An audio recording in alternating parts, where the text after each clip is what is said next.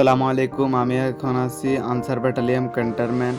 আজকে আমি এসেছি আনসার ব্যাটালিয়ন ক্যান্টনমেন্ট ঘুরে দেখতে, আর আমার সাথে সাথে আপনাদেরকেও আনসার ব্যাটালিয়ন ক্যান্টনমেন্ট ঘুরে দেখাবো। আনসার শব্দের অর্থ হলো সাহায্য। এই বাহিনীর কাজ হলো বাংলাদেশের সশস্ত্র বাহিনীকে সাহায্য করা। এই বাহিনীর বড় ক্যান্টনমেন্ট একটাই, যেটা ঢাকা, গাজীপুর, শফিপুরে অবস্থিত।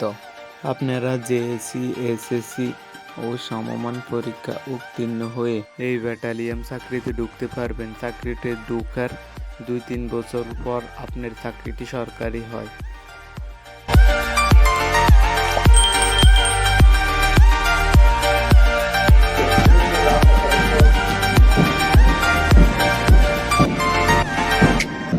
এখন মনে হয় তাদের ট্রেনিং চলছে।